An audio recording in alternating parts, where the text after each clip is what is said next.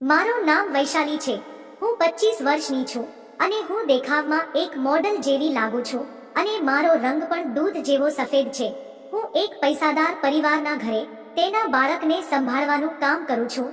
તે પરિવાર ધંધાકી પરિવાર છે, જેના કારણે તેના બધા લોકો ઓફિસ ઉપર જતા રહેતા હોય છે અને ત્યારબાદ હું ઘરની અંદર એકલી હોઉં છું ત્યારે તેઓના બાળકોને સંભાળું છું। તેના ઘરે મને ખૂબ જ ગમે છે કારણ કે તે લોકોને સ્વભાવ ખૂબ જ સારો છે, પરંતુ મારી પણ કેટલીક અંગત ઈચ્છાઓ છે। જે ઈચ્છાઓ કોઈ મને પૂર્ણ કરીને આપે તો મને તો ખૂબ જ ગમે, પરંતુ આ લોકોને હું કઈ રીતે કહી શકું કે હું તે વિચારીને જ ઘણી ડરી જતી હોઉં છું।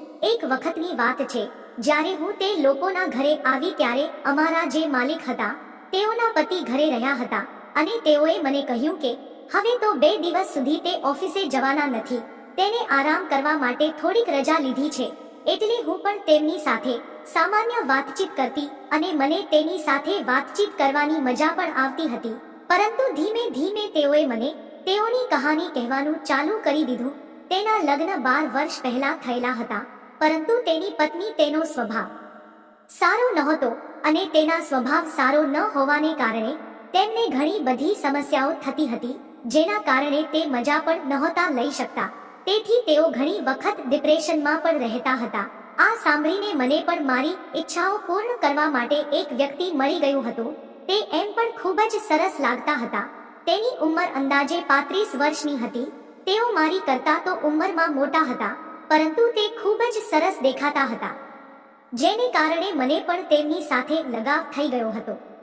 મેં તેમને કહ્યું કે આમ તો હું તમારા ઘરનું કામ કરું છું, એટલે હું તમને કંઈ કહી ના શકું, પરંતુ છતાં પણ જો તમને મારી જરૂર પડે તો હું તમને ખૂબ જ આનંદ આપી શકીશ। આ વાત કોઈને પણ નહીં ખબર પડે તેની હું બાહેધારી આપું છું।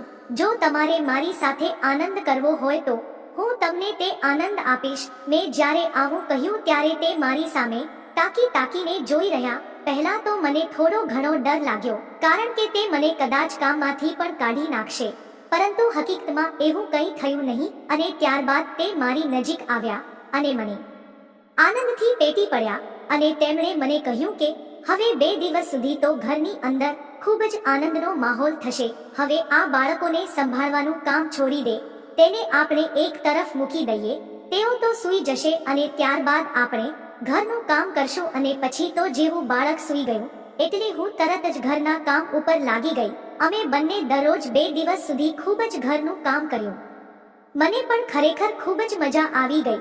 હવે તો હું તેને ત્યાં કામ પણ કરતી હતી અને જ્યારે પણ મને મન થતું ત્યારે તેઓ મને બહાર લઈ જતા હતા અને ખૂબ જ આનંદ કરાવતા હતા। મિત્રો, વિડીયો પસંદ આવ્યો હોય તો વિડીયોને એક લાઈક અને ચેનલને સબસ્ક્રાઇબ કરી તમારા સપોર્ટ જરૂર આપજો। ફરી મળશું એક નવા વિડીયોમાં, ત્યાં સુધી આવજો।